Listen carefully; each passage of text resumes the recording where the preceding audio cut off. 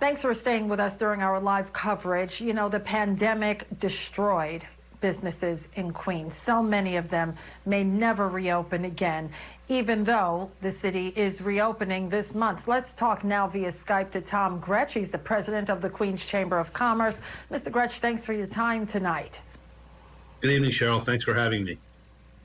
Yeah, you know, we interviewed you exactly 1 month ago on May 8th, and you said then that you feared half of the restaurants in Queens that were forced to close will never be able to reopen. Is that still the case now that the city is starting to reopen in phases?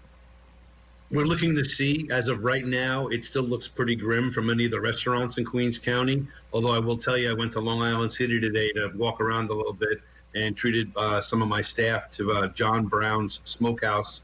It was great. All the precautions were in place with masks and shields, and the food, I might add, was just terrific. But I'm comforted by the fact that the weather's been really nice and that people seem to be out in droves today. And so we're hoping that these restaurants get the support that they desperately need. Mr. Grech, give us an update on the Asian American business owners, especially in Flushing. So many have faced discrimination during this pandemic. You know, it really is terrible.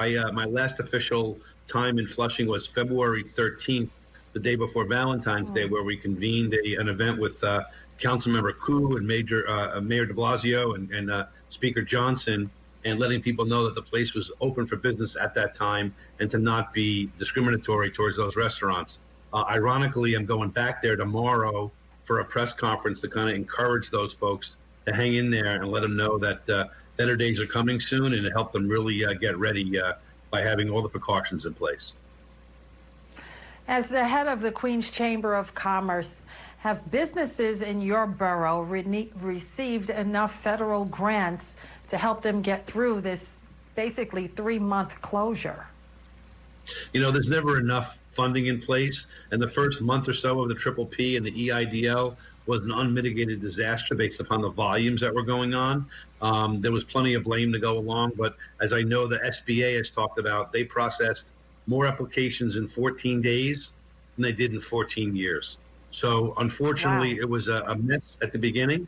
It got a lot better quicker. And I also want to make sure your listeners of the station realize there are hundreds of millions of dollars still left in the PPP, based upon the fact that some people were embarrassed to give it back, and some people returned the money in general. But there's tons of money left in the PPP. Well, talk to us about immigrants. As you well know, Queens became the epicenter of the pandemic in New York City. Many immigrants live in your borough. Are they able to get back to work?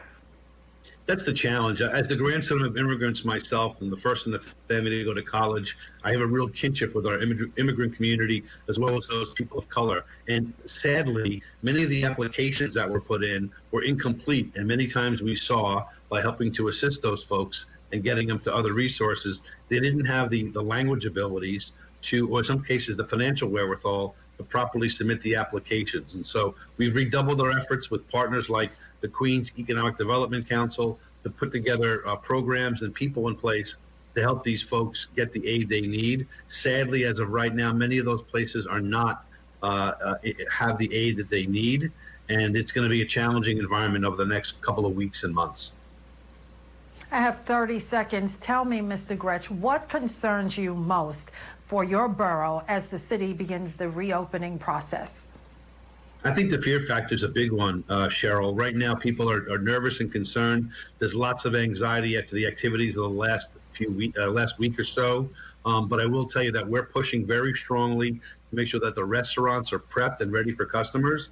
And to that end, we volunteered to have the Queens Chamber be a repository for masks that were given to us by the City of New York through a great organization and a great department called Small Business Services. We got a couple 100,000 on Friday, and we've given out tens of thousands today. So my concern is making sure the public is comfortable to go into these restaurants and other retail establishments and places of business in general. And I want to make sure that those restaurants and those places are ready, willing, and able from a health and safety perspective to accept those new customers and their old customers with open arms. Tom Grech, president of the Queens Chamber of Commerce, we appreciate your time this evening. You're watching New York One's live coverage. We'll continue right after this.